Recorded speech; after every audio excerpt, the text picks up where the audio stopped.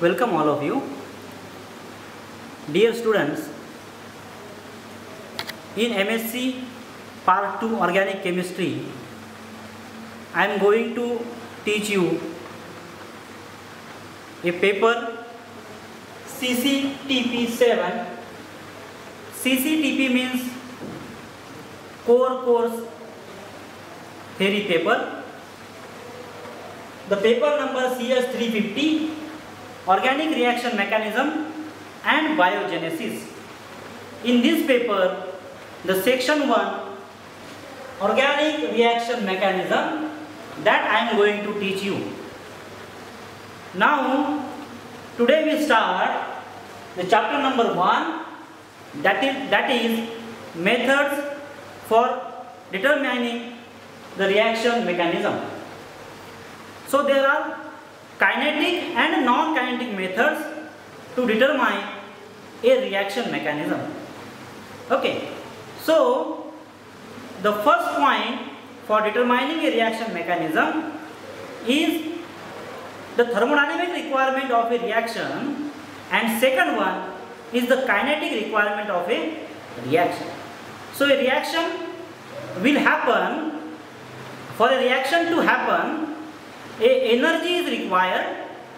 Okay, so first we see the thermodynamic requirement of a reaction.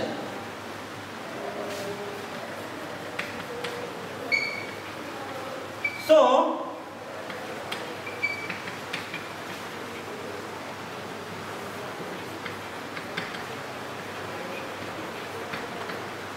what is the thermodynamic requirement for a reaction?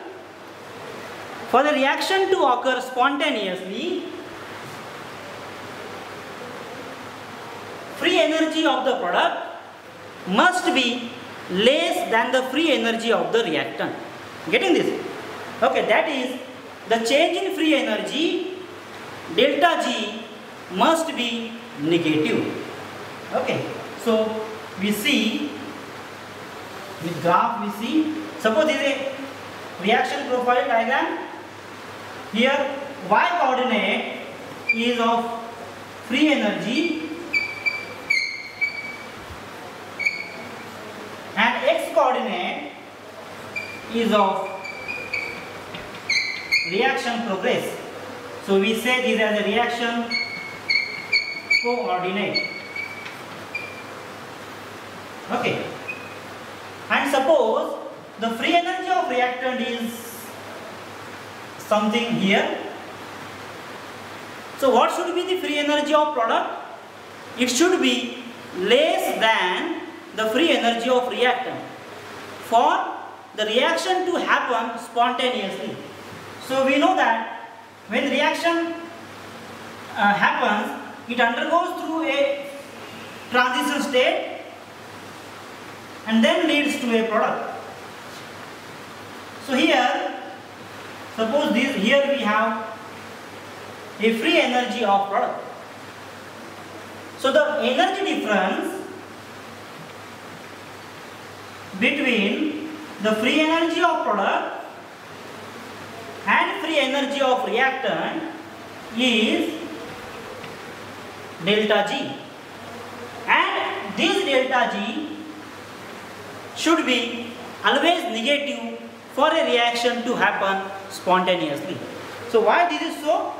So with a simple example we see, suppose we have a free energy difference delta G. What is it? It is the free energy difference between the product and that of the reactant. So if suppose the free energy of product is low and that of free energy of reactant is high, then what should we get? We get some value with a negative charge. That means delta G is always a negative value for a reaction to happen spontaneously. Now this is the thermodynamic requirement for a reaction to complete spontaneously. Okay. Now a relationship between the free energy of a reaction and equilibrium constant of a reaction is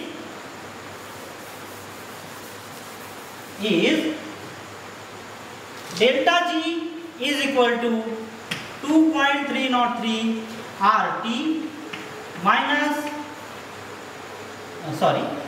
into log K. Here we say negative minus delta G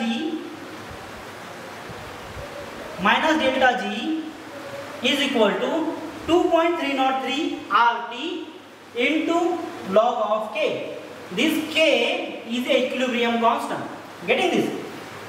So now 2.303 is a factor which is constant, and suppose a molar gas constant R is also constant, and if suppose temperature is also constant, so this factor becomes constant.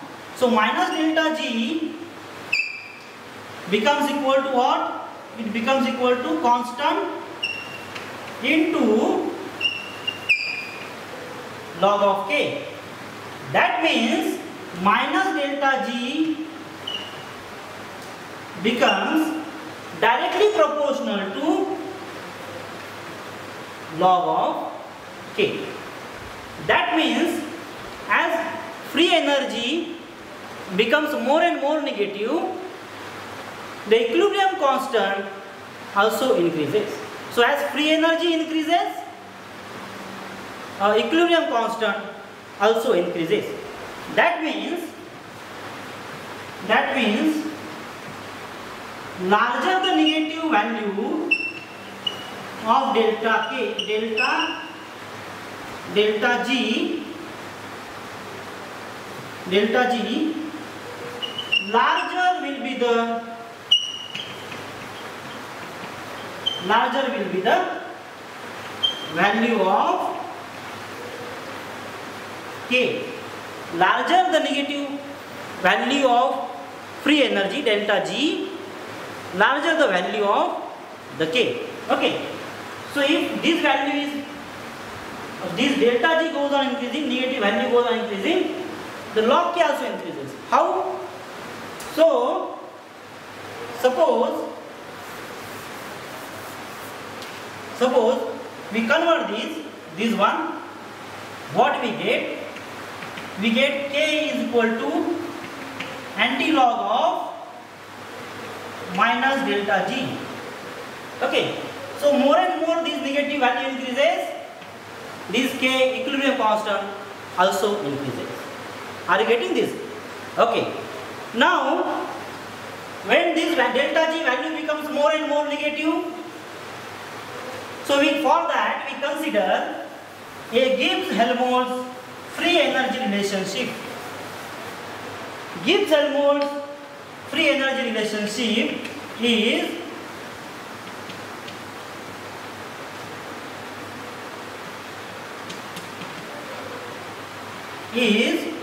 delta G is equal to delta H minus T delta S. Free energy change delta G, Gibbs free energy change, is equal to a change in entropy and change in enthalpy. Change in enthalpy and change in entropy. Okay. So delta H is a enthalpy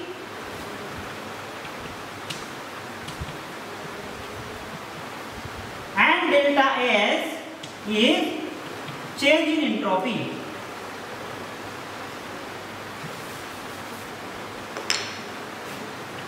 Change in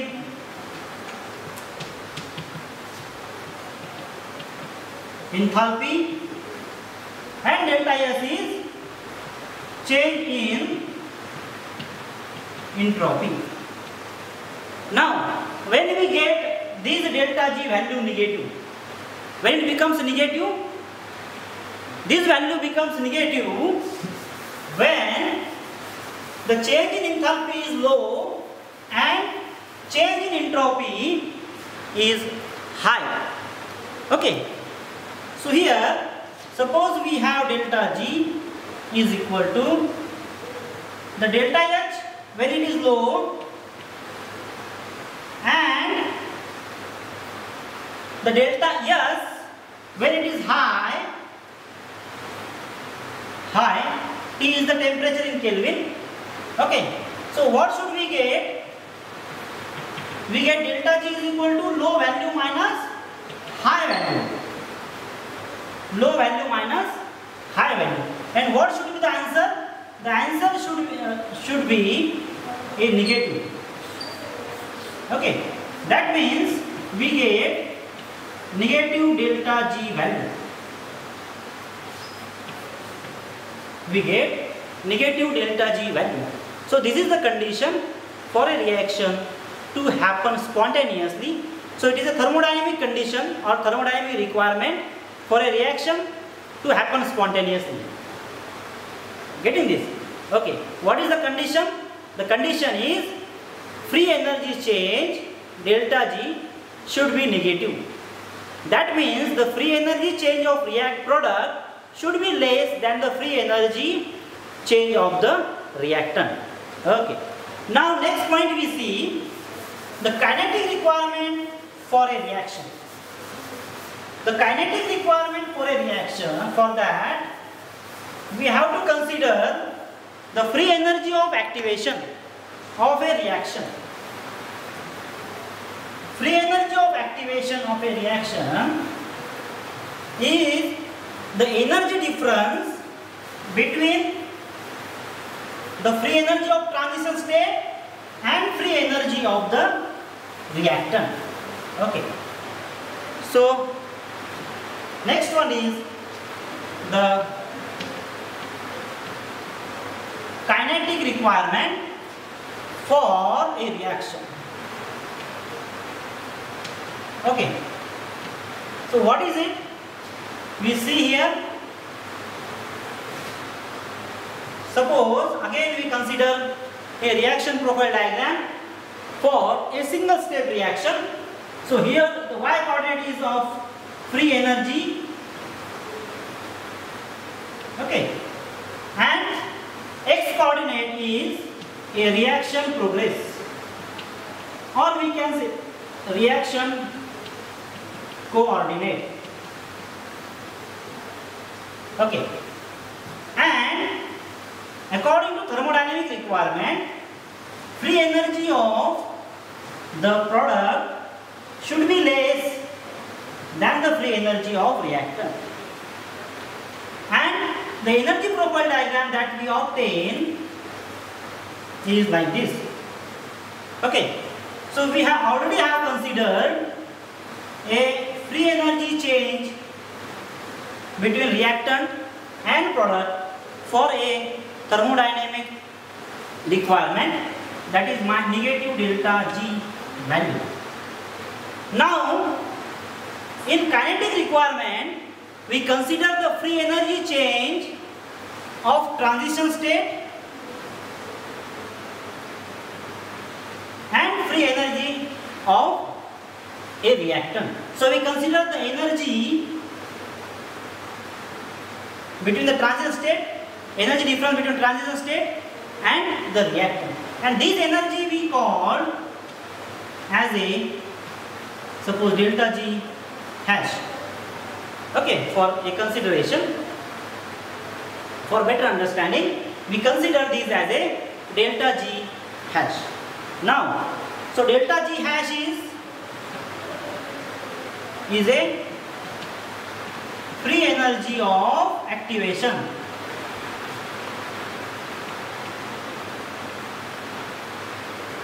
Free energy of activation. Okay. And here, why we have to consider kinetic requirement of a reaction? Because in the thermodynamic requirement, we consider only a free energy change of reactant and product. That information does not give any idea about the rate of the reaction. So, to find out the rate of the reaction, we have to consider a kinetic requirement. That means we have to consider a free energy of activation. Okay, so here free energy of activation, suppose we have a one reaction profile diagram of this one, and suppose we have another one reaction showing a profile diagram like this. Okay, now in another case, the energy profile, free energy of reactant and products we consider as the same, but what we consider a difference, we consider a different free energy of activation. Suppose for reaction 1, the free energy of activation is this much, and for a reaction 2, the free energy of activation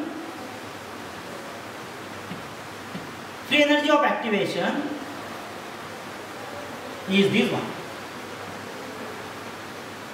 Now what should it indicate? For reaction 1, the free energy of activation required is less, and for a reaction 2, the free energy of activation required is more. So higher the free energy of activation required, slower is the rate of the reaction. It is ultimate, okay. And lower the free energy of activation, faster is the rate of the reaction. That means free energy of activation is inversely proportional to the rate of the reaction. Getting this? Okay. So for this purpose, to identify a rate of a reaction, we have to consider kinetic aspect of a reaction. Okay. Now, in order for a reaction to take place, the free energy must be considered, and here the free energy difference between reactant and transition state is a free energy of activation.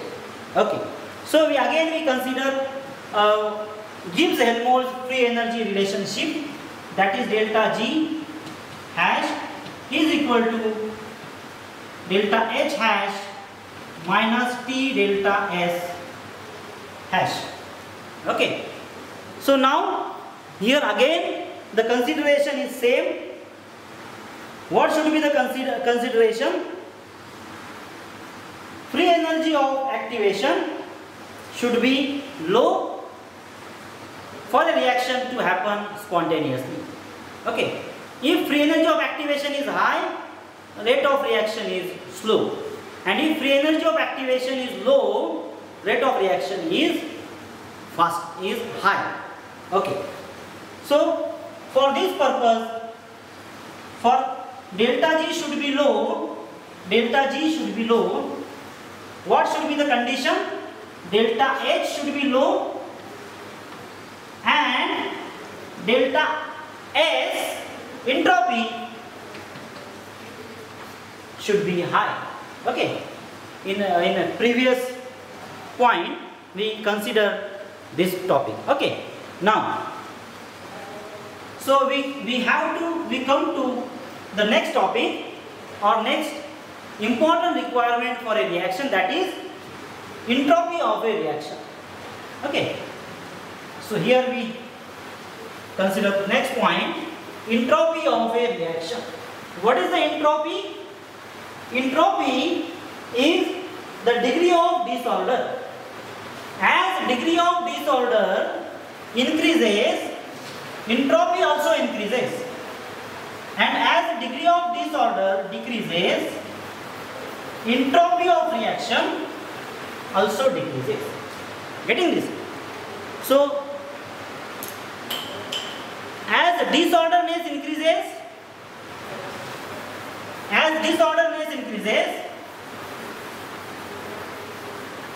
degree of freedom also increases, and as disorderness decreases, degree of freedom also decreases. Okay, so we have to consider three terms. Okay, that is for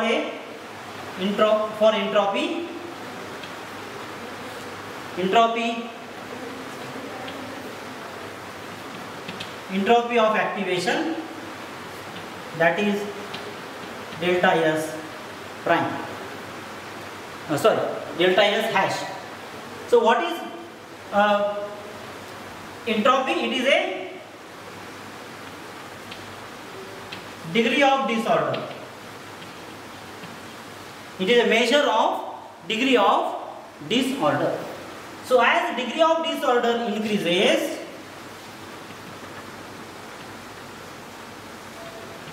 entropy of activation also increases. Okay, and as degree of disorder decreases, entropy of activation also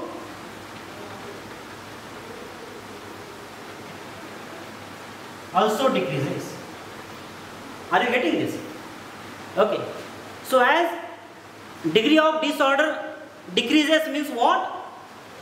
The orderedness increases, and degree of disorder increases means what? The orderedness decreases. Also we can consider this terminology in case of the degree of freedom. Okay, so as disorderness increases, degree of freedom also increases, and as disorderness decreases, degree of freedom also decreases. Okay, so here for a faster reaction, what should be the condition? For a faster reaction,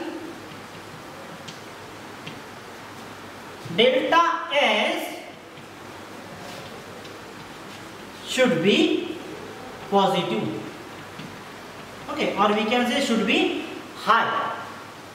Okay, for a faster reaction, delta S must be positive or it must be high. Okay, now here when we say that a disorder, there are three types of disorders of a molecule that are translational degree of disorder, rotational, and vibrational.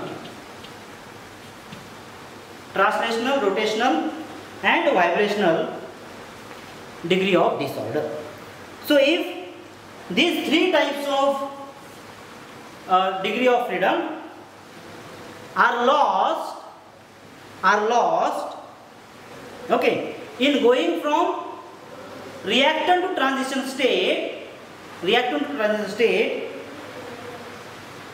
the total entropy of the system will be decreased, or we can say there is loss in entropy. Okay, so when this degree of freedom, translational, rotational, vibrational degree of freedom is lost. Okay, when it lost means when reactant molecules goes from reactant to transition state, their degree of freedom is lost. That means they have to come into orderedness for a transition state, at transition state. So when it lost, entropy is low or decreased, and vice versa is also true. Okay. Now if we consider two reactions for a comparison, if for two reactions other things are constant, that is enthalpy and temperature, delta H and T are constant, then then what should be the delta S? Okay, so we consider only delta S, other things remains constant except delta S for two reactions in comparison. In that case,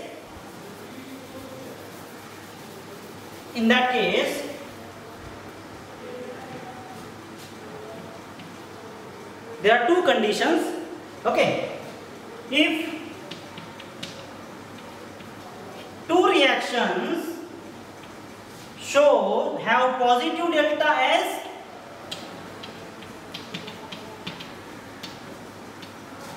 have positive entropy of activation, then which reaction will be the faster? Which reaction will be the faster? The one with more positive value of delta S occurs at faster rate than the one with more positive value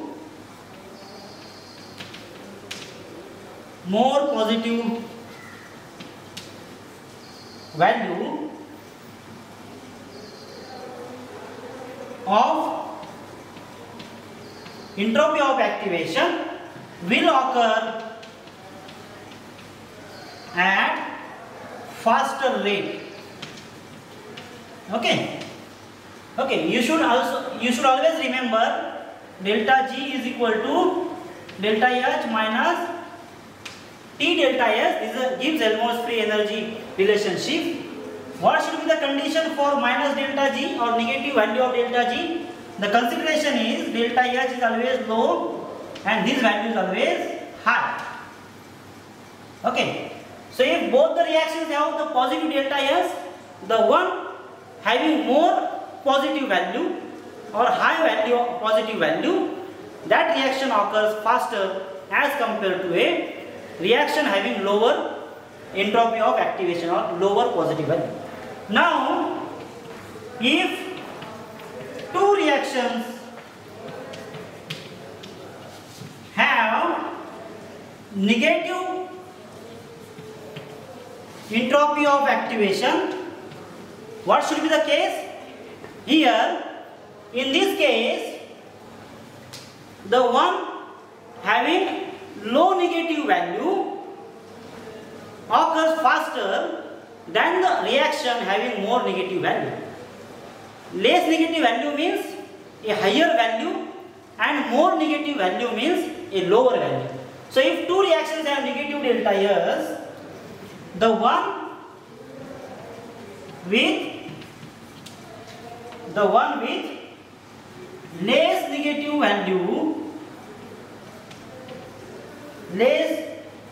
value of entropy of activation will occur at faster rate.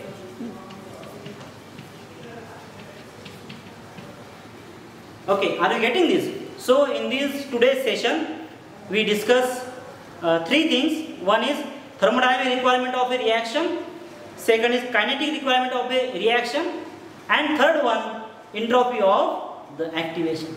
Now in the next session we discuss this entropy of activation considering different types of reactions. Thank you.